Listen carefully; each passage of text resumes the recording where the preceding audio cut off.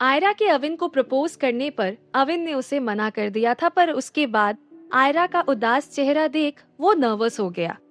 उसने उसे रिया के बारे में बताया तो आयरा उसे समझाते हुए बोली, अविन, रिया को तुमसे कभी प्यार था ही नहीं, और फिर तुम मेरी बातों को लेकर इतना परेशान मत हो। तुम मेरे लिए स्पेशल हो, पर उससे पहले मेरे लिए अच्छे दोस्त हो। शायद इसीलिए तुमसे खुलकर ये सब कह पा रही हूँ। तुम्हारी ना सुन मुझे एक पल को दुख जरूर हुआ, लेकिन अब मन हल्का हो गया है। इसके बाद दोनों के बीच ज्यादा बातें नहीं हुई। डिनर कर लेने के बाद अविन आयरा के साथ रेस्टोरेंट से बाहर आ गया। आयरा की कार के पास खड़े हो वो उससे कुछ कहने ही जा रहा था कि अचानक उसे फील हुआ कि जैसे किसी ने उसकी पीठ में कुछ चुभा दिया हो। उसने अपना हाथ पीठ पर फेरा तो उसे लगा जैसे उसका शर्ट पीछे से फट गया है। ये देख आयरा ने उससे पूछा, क्या हुआ अविन? अविन अटकते हुए बोला, कुछ नहीं। फिर उसने पीछे मुड़ देखा तो वहां दूर दूर तक अंधेरा था। हल्की हल्की बारिश की वजह से स्ट्रीट लाइट की रोशनी बहुत उजाला दे रही थी। तभी जो हाथ उसने पीछे लगा रखा था उस हाथ में थोड़ा सा ब्लड लग गया। खून का एहसास होते ही वो मन ही मन बोला, कुछ तो गड़बड़ है यहाँ। आयरा ने फिर उसे पूछा, Avin are you okay? Avin ने उसकी बात पर ज्यादा ध्यान नहीं दिया और इधर उधर देखने लगा। फिर अचानक उसने आयरा की कमर पर हाथ रख उसे अपने करीब खींचा और जल्दी से नीचे झुक गया। आयरा को उसकी ये हरकत समझ नहीं आई, पर उसकी इतना करीब आकर उसकी धड़कनें तेज हो गई थी। वो उसकी आंखों में देख रही थी। तभी अविन ने कहा, आई एम सॉरी, वो कोई हम पर अटैक कर रहा है। आयरा ये सुन शॉक्ड हो गई। उसने घबराहट और हैरानी में कहा, व्हाट? ये क्या कह रहे हो? ठीक उसी वक्त अविन के कंधे को छूता हुआ एक छोटा सा तीर वहां से निकल गया। आयरा ये देख और घबरा गई। उसने कहा, ये जगह सेफ नहीं है, जल्दी से चलो यहाँ से। तभी वहां किसी के कदमों की आवाज आई। अविन ने पीछे मुड़ देखा तो उसे दूर झाड़ियों के पीछे से कुछ लोग अपनी तरफ आते हुए दिखाई दिए। उसने जल्दी से कार का दरवाजा खोला और आयरा से कहा, जल्दी से अंदर बैठो। आयरा भी जल्दी से अंदर बैठ गई। अविन ने भी बड़ी फुर्ती से कार रिवर्स लेकर यू टर्न लिया और कार आगे बढ़ा दी। आयरा ने घबराई हुई आवाज में कहा, कहीं ये कविश के गुंडे तो नहीं है? अविन ने कहा, नहीं, कविश में अब इतनी हिम्मत नहीं है कि जेल में बैठे हुए वो अपने गुंडों से ये काम करवाए। ये तो मेरा कोई और ही दुश्मन है।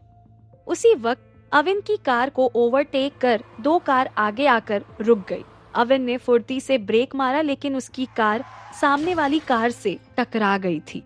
अविन और आयरा इस एक्सीडेंट से खुद को संभाल पाते इससे पहले ही 8-10 गुंडों ने उन दोनों को खींचकर कार से बाहर निकाला।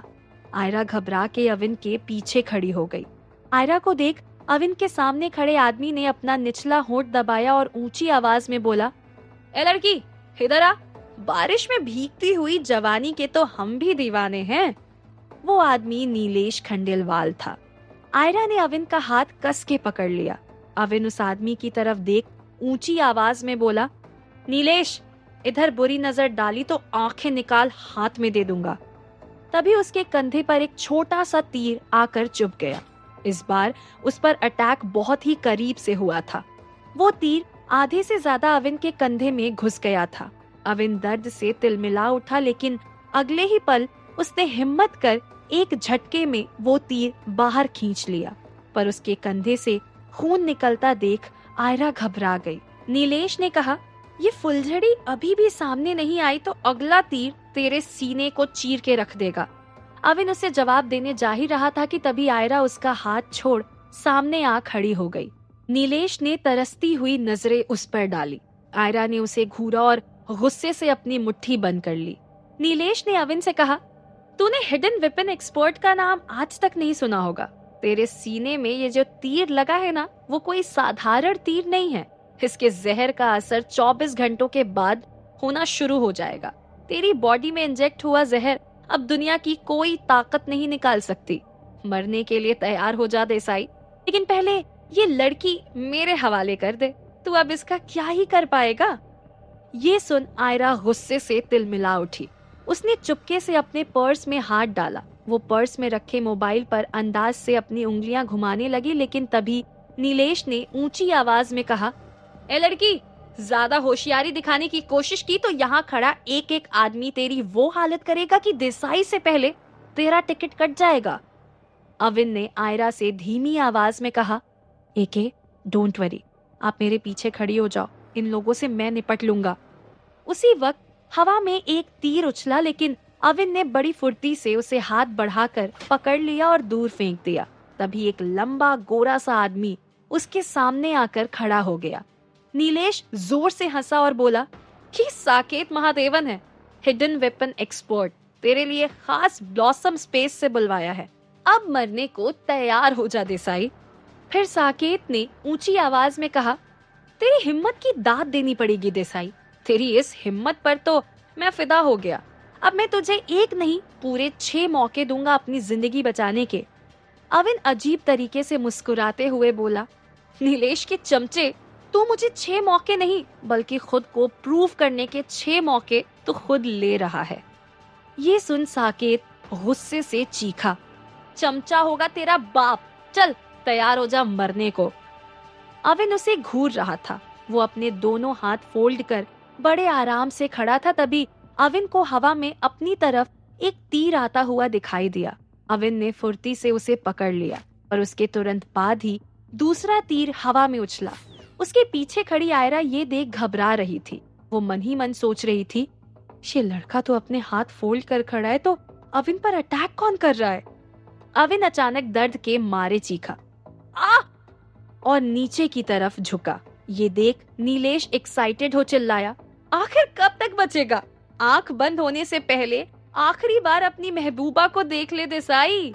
अविन ने उसकी बात पर ध्यान नहीं दिया और बड़ी फुर्ती से उसने अपने पैर में लगा तीर बाहर खींचा और जोर से चीखा। उसकी दर्द भरी चीख सुन नीलेश जोर से हंस दिया। वो बोला, ब्लॉसम स्पेस के एक्सपर्ट्स की यही तो स्पेशलिटी है। साकेत के हिडन वेपन से आज तक कोई नहीं बच सका, तो तू किस खेत की मूली था देसाई। अब तू अपने मरने के दिन गिन और ये लड़की मेरे हवाले कर दे। वो अविन की तरफ आगे बढ़ने लगा। उसने आयरा को अपनी तरफ खींचने की कोशिश की, लेकिन उसी वक्त अविन ने बड़ी फुर्ती से अपना पैर ऊंचा किया और नीलेश के पेट के नीचे जोरदार अटैक किया। नीलेश लंगड़ाते हुए पीछे हटा और नीचे गिर पड़ा। तभी साकेत वहां आ गया। अविन उसे पकड़ने ही जा रहा था कि साकेत ने जमीन पर गिरी हुई कोई चीज अपने हाथ में ले ली और ऊंची आवाज में बोला, स्टॉप इट। अविन ने बड़ी हैरानी से उसकी तरफ देखा। उसके हाथ में उसका वही लॉकेट था जो दोपहर को स्कूल के वॉशरूम में उसके वॉलेट से निकला था। उसने अपने गले को छुआ तो वो लॉकेट वहां नहीं था। वो मन ही मन बोला, अब तक शायद लॉकेट की वजह से बच रहा था, लेकिन अब तो ये लॉकेट इसके हाथ लग गई। अब लगता है ये मुझ पर भारी पड़ेगा। वो जोर से चिल्लाया, ये लॉकेट मेरा है, मुझे दे। साकेत ने उसे घूरा और अपने गले में पहना हुआ लॉकेट हाथ में लिया और उसे अविन के लॉकेट के साथ मैच कर बोला, ग्रीन लॉकेट, एग्जैक्ट सेम, फर्क केवल एक है, इस पर पीस लिखा है और इस पर ब्लेसिंग। अविन उससे कुछ कहने ही जा रहा था कि तभी साकेत ने दोनों लॉकेट एक दूसरे के ऊपर रख दिए, जिससे दोनों आपस में जुड़ गए और उसमें से हल्की गोल्डन रोशनी निकलने लगी। ये सब देख अविन चौंक गया। ये क्या है? साकेत की आंखों में उस गोल्डन रोशनी को देख चमक आ गई। उसने कहा, जब ये दोनों आपस में मिलते हैं तो गोल्डन रोशनी पैदा होती है। इसका मतलब तुम्हारा कनेक्शन हमारे ब्लॉसम स्पेस से है। You are my friend. ये सुन अविन ने मन ही मन सोचा, ये कैसी बातें कर रहा है। उसी वक्त साकेत ने उसे गले लगा लिया और इमोशनल हो कहा, पीस वाला लॉकेट और ब्लेसिंग वाला लॉकेट का असली राज तो मुझे भी नहीं पता है, लेकिन ये इनक्रेडिबल जरूर है।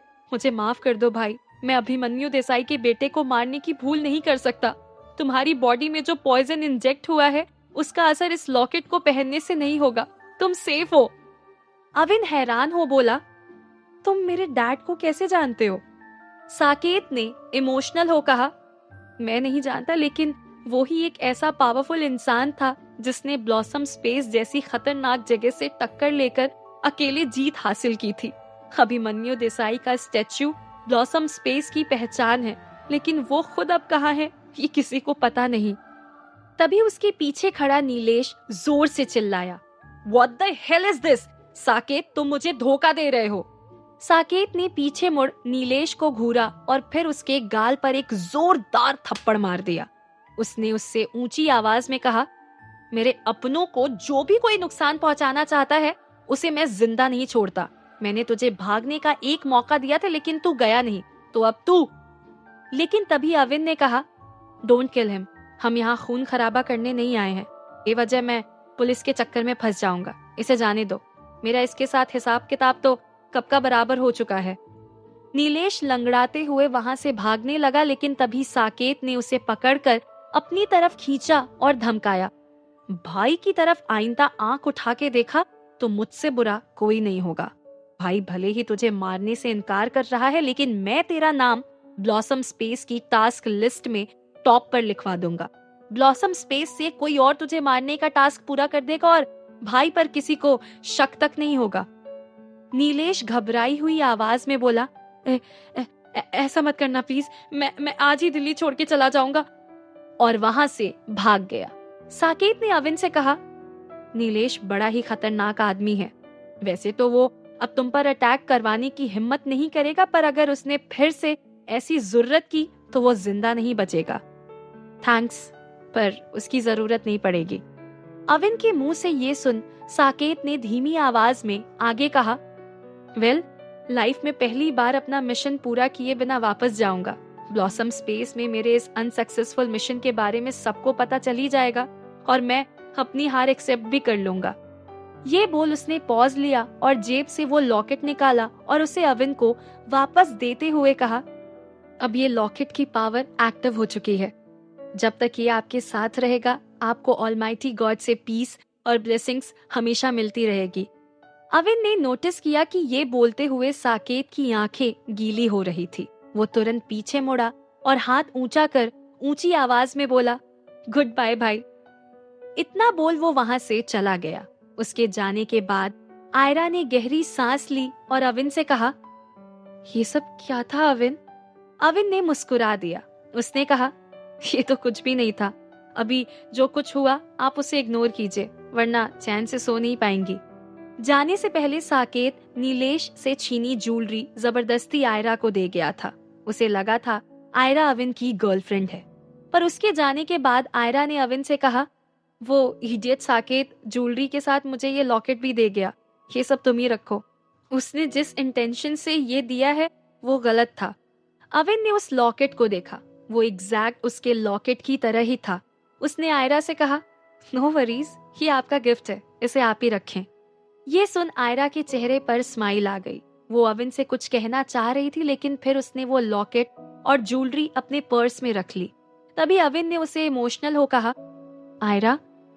आयरा ने चौंक के अविन की तरफ देखा तो उसने कहा, आज पहली बार आपको आयरा कहने की गुस्ताखी कर रहा हूँ।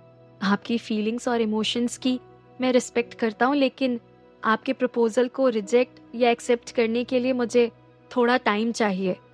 ये सुन आयरा भी इमोशनल हो गई थी। उसने उसकी बाह में बाह डालकर कहा, मैं तुम्हारा इंतजार करूंगी अविन। वक्त के साथ साथ अविन और आयरा करीब आ गए थे। वॉलेट के चलते अविन की लाइफ हमेशा एडवेंचरस और अनप्रेडिक्टेबल ही बनी रही। हमारी कहानी सुपर ट्रेजर बैग को सुनने और सराहने के लिए आपका तहे दिल से शुक्रिया। जानने से पहले मैं आपको एक और जबरदस्त कहानी सेल्फ मेड शक्तिमान के बारे में बताना चाहूंगी, जो आप पॉकेट एफएम पर सुन सकते हैं।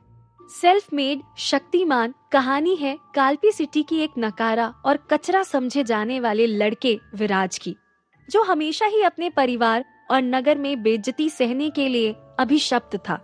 बचपन से ही अपनी माँ के स्नेह से दूर विराज तमाम तकलीफों को सहता हुआ दर्द और अपमान से भरा जीवन जीने को मजबूर था।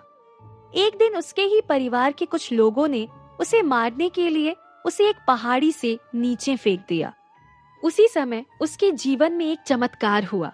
भविष्य की दुनिया से आकर अत्याधुनिक तकनीक से लैस बायो कैप्सूल उसके शरीर में समा गया था। ऐसा होते ही विराज की जिंदगी पूरी तरह से बदल गई थी।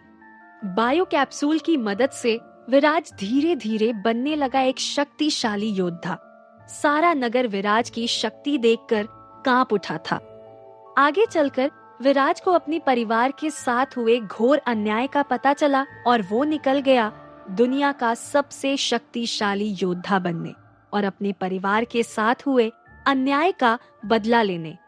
एक लंबे सफर पर जहां अलौकिक, हैरत अंगेज, आश्चर्य और रोमांच से भरपूर घटनाओं से उसका सामना होने लगा।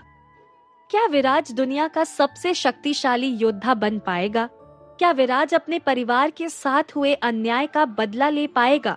क्या विराज कैपलर यूनिवर्स की उस दुनिया का मसीहा बन पाएगा? जानने के लिए अभी सुनिए सेल्फ मेड शक्तिमान सिर्फ पॉकेट एफएम पर।